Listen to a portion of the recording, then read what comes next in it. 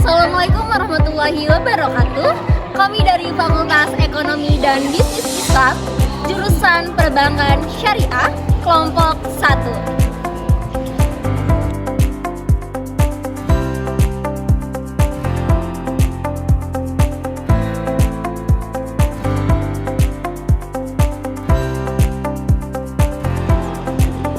Video ini untuk memenuhi tugas mata kuliah Arbitrase Syariah dengan berjudul Dasar Prinsip Arbitrase Syariah dalam Penyelesaian Sengketa Perbankan Syariah dengan anggota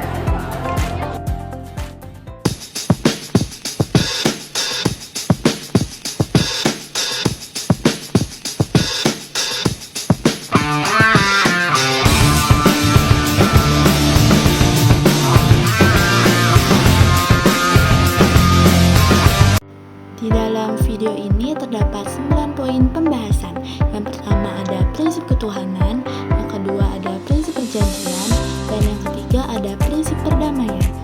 Yang keempat ada prinsip sarana penegakan keadilan bagi semua pihak. Yang kelima ada prinsip itikat baik. Yang keenam ada prinsip hukum mesti sesuai syariah.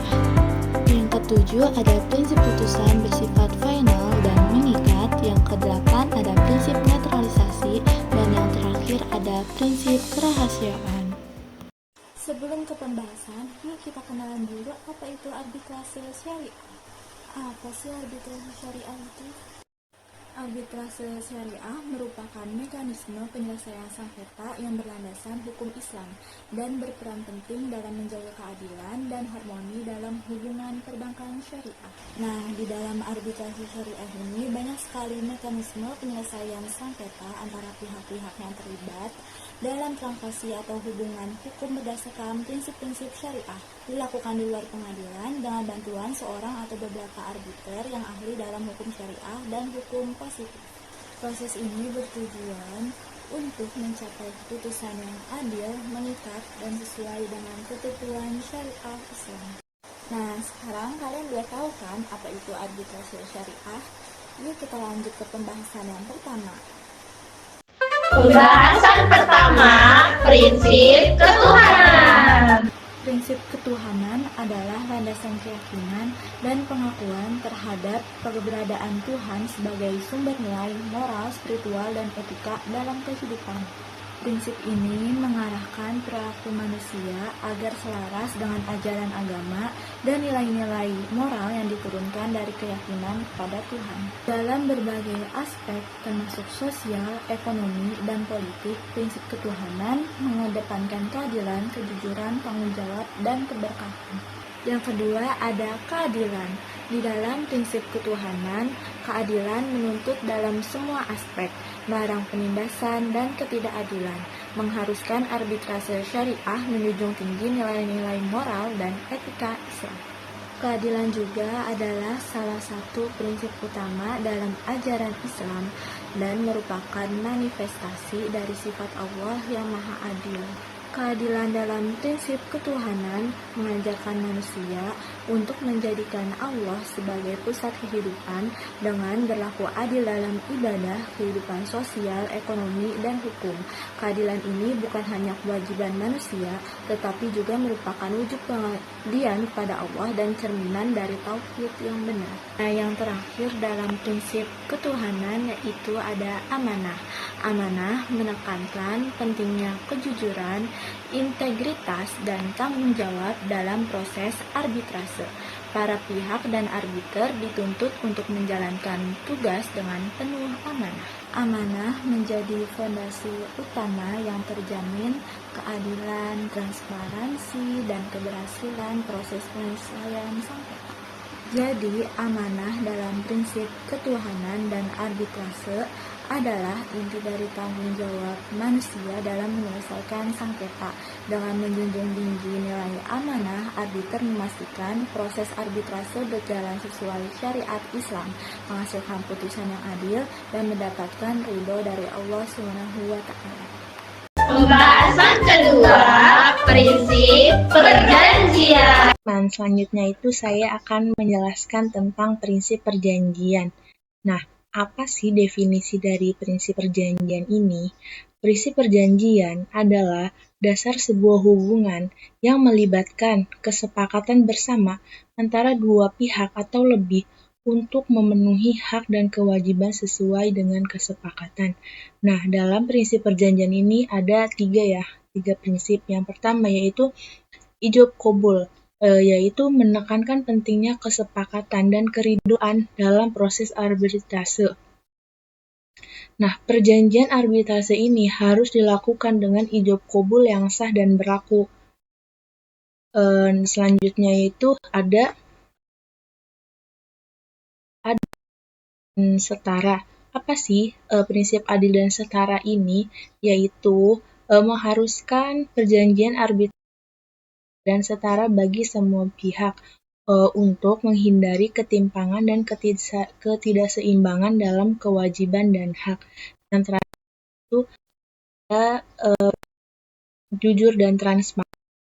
Ini itu menekankan pentingnya sebuah kejujuran dan keterbukaan dalam perjanjian arbitrase. Semua persyaratan dan klausal ini harus diungkapkan dengan jelas dan tidak mengandung unsur penipuan. Itu adalah dari mengerti penjelasan prinsip perjanjian. Pembahasan ketiga, prinsip perdamaian. Apa sih definisi dari prinsip perdamaian ini? Nah, definisi prinsip perdamaian yaitu dasar yang menekankan pentingnya menciptakan dan menjaga sebuah hubungan yang harmonis dengan menghindari konflik, yaitu menyelesaikan perselisihan secara adil dan menghormati hak serta martabat setiap individu demi terciptanya kehidupan yang damai dan sejahtera. Nah, dalam prinsip perdamaian ini ada 3. Yang pertama itu musyawarah, yaitu menekan dialog dan musyawarah yang dalam menyelesaikan sengketa dengan cara mencari jalan damai dan kompromi yang saling menguntungkan. Nah, yang kedua itu ada reconciliation. Apa sih?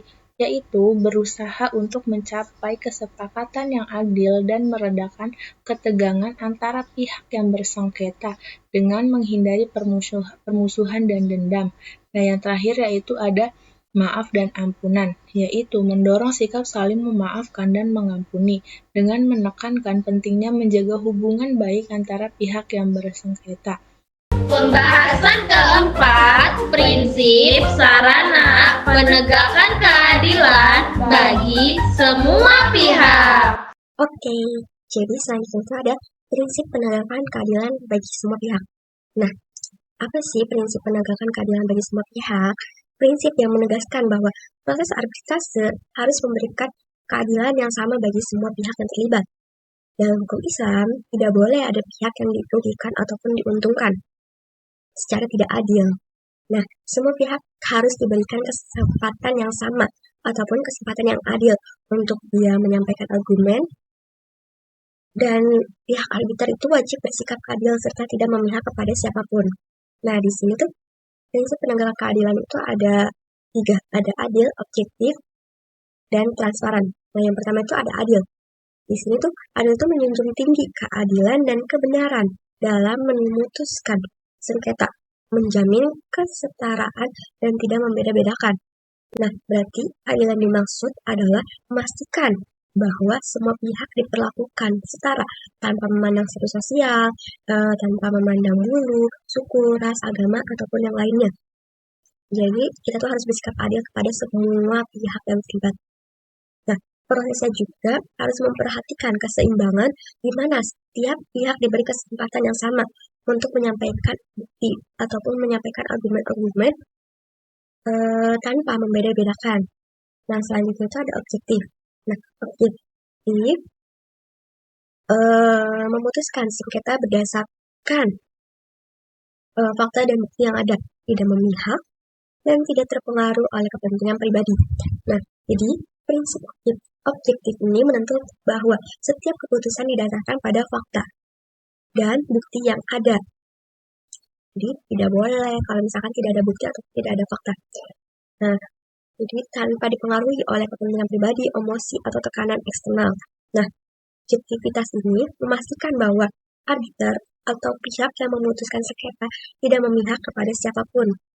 Jadi harus adil ya, tidak boleh memihak kepada siapapun. Selanjutnya itu ada transparansi. Nah, di sini itu transparansi yang membuka proses arbitrase secara transparan, memberikan kesempatan bagi semua pihak untuk mengikuti proses dan mengajukan keberatan. Nah, maksudnya transparansi berarti semua pihak yang terlibat memiliki akses penuh terhadap informasi, tahapan proses, serta keputusan yang diambil dengan proses yang terbuka. Lalu transparansi juga memberikan kesempatan kepada semua pihak untuk mengajukan keberatan, memberikan klarifikasi, atau mempertanyakan hal-hal yang dirasa kurang adil. Selain itu, hasil sidang dan keputusan harus terdokumentasi dengan baik dan rapi. Dan dokumentasi tersebut tuh harus bisa diakses oleh pihak terkait untuk memastikan bahwa tidak ada proses atau hasil yang disembunyikan.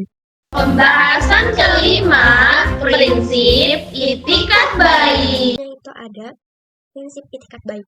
Nah, definisinya, prinsip itikat baik adalah salah satu asas dalam hukum yang mengacu pada sikap yang jujur, tulus, dan adil dalam melaksanakan hak dan kewajiban berdasarkan suatu perjanjian atau hubungan hukum. Nah, prinsip ini menuntut agar setiap pihak bertindak sesuai dengan kepercayaan dan niat baik, tanpa ada maksud untuk merugikan pihak yang lainnya. Nah, di prinsip itikat baik itu ada 3. Yang pertama itu ada jujur dan terbuka, yang kedua ada saling percaya, serta yang ketiga ada kerjasama. Oke, yang pertama itu ada jujur dan terbuka, di mana mengharuskan para pihak dan arbiter untuk bertindak jujur, terbuka, dan tidak menyembunyikan informasi penting. Nah, berarti bagi semua pihak yang terlibat dalam sengketa, baik nasabah maupun lembaga perbankan syariah, harus memberikan informasi yang benar, lengkap, dan jujur mengenai permasalahan yang dihadapi. Tidak boleh ada upaya untuk menyembunyikan fakta, manipulasi data, ataupun berbohong. Nah, yang kedua tuh ada saling percaya, di mana membangun hubungan saling percaya antara para pihak dan arbiter, mendorong rasa hormat dan penghargaan, di mana kedua belah pihak harus percaya bahwa masing-masing memiliki niat baik untuk menyelesaikan konflik dengan cara yang adil dan sesuai dengan prinsip syariah. Hal ini menghindari prasangka buruk yang dapat memperkeruh suasana. Selanjutnya, yang terakhir ada kerjasama, mana menekankan pentingnya kerjasama dan saling membantu para pihak dalam menyelesaikan sengketa.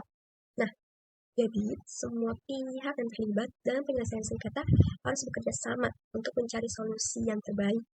Solusi yang tidak hanya mematuhi aturan syariah, tetapi juga menguntungkan bagi kedua belah pihak. Pembahasan keenam, prinsip hukum mesti sesuai syariah. Oke, pembahasan selanjutnya yaitu prinsip hukum mesti sesuai syariah. Nah, kenapa sih di dalam arbitrase prinsip hukum mesti sesuai syariah?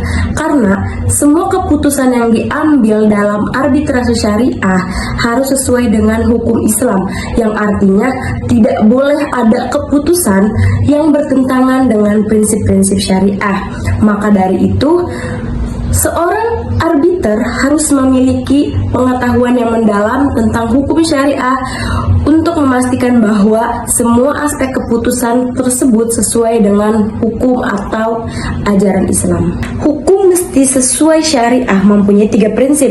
Yang pertama, hukum syariah sebagai acuan. Nah, yang dimaksud hukum syariah sebagai acuan yaitu semua proses dalam keputusan arbitrase harus berdasarkan hukum Islam atau mengikuti ajaran Islam. Yang kedua, menghindari konflik nilai. Nah, yang dimaksud menghindari konflik nilai di sini yaitu kita memastikan bahwa keputusan yang telah diambil atau yang telah ditetapkan tidak bertentangan dengan ajaran Islam dan tidak bertentangan dengan prinsip-prinsip etika. Yang ketiga, yaitu melembagakan keadilan. Nah, melembagakan keadilan ini karena arbitrase syariah memiliki tujuan yang bertujuan untuk mencapai keadilan dan kepuasan bagi kedua belah pihak. Pembahasan ketujuh, prinsip putusan bersifat final dan mengikat. Pembahasan selanjutnya yaitu prinsip putusan bersifat final dan memikat. Nah, di dalam putusan bersifat final dan memikat mempunyai 3 prinsip. Yang pertama yaitu keputusan yang final.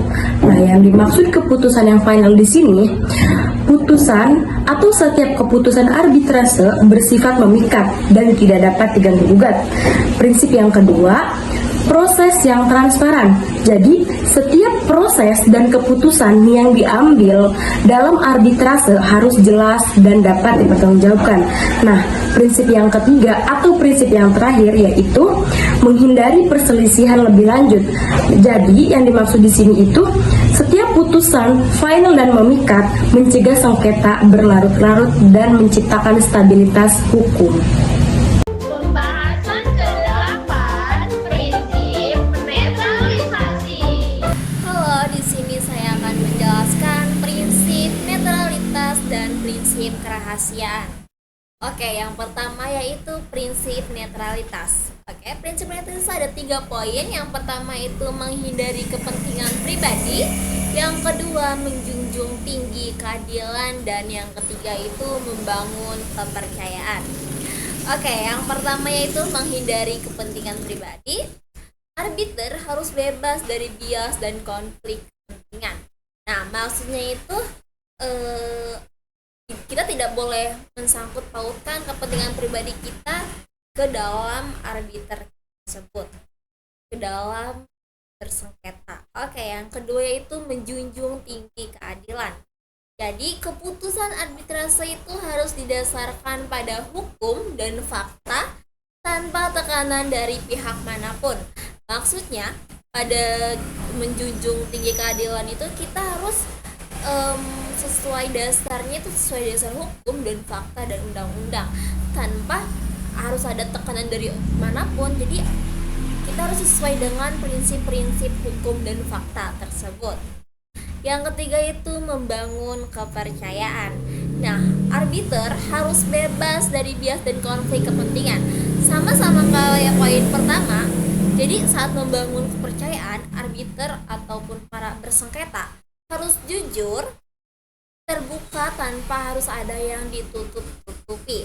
Dan pembahasan yang terakhir, prinsip kerahasiaan. Prinsip kerahasiaan. Nah, pada yang pertama itu perlindungan informasi, yang kedua yaitu membangun kepercayaan, dan yang ketiga mencegah dampak negatif. Oke, yang pertama yaitu perlindungan informasi. Nah, data dan informasi yang terungkap dalam proses arbitrase harus dijaga kerahasiaannya. Maksudnya itu, data dan informasi tidak boleh disebarluaskan kepada pihak yang tidak bersangkutan ataupun pihak-pihak lain. Data dan informasi tersebut harus dijaga kerahasiaannya. Yang kedua itu membangun kepercayaan. Nah, kerahasiaan mendorong pihak-pihak yang bersengketa untuk jujur dan terbuka selama proses arbitrase. Poin ini sama kayak poin sebelumnya. Jadi pihak-pihak yang bersengketa itu harus jujur dan harus terbuka. Tidak ada yang harus ditutup-tutupi saat proses arbitrase tersebut. Nah, poin yang terakhir yaitu mencegah dampak negatif. Nah, kerahasiaan menjaga reputasi dan menghindari dampak negatif bagi pihak-pihak yang bersengketa.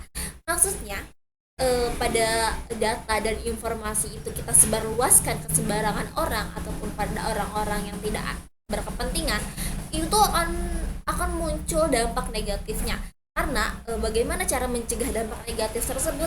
Harus kita lindungi data dan informasi tersebut. Harus dijaga kerahasiaannya. Oke, terima kasih.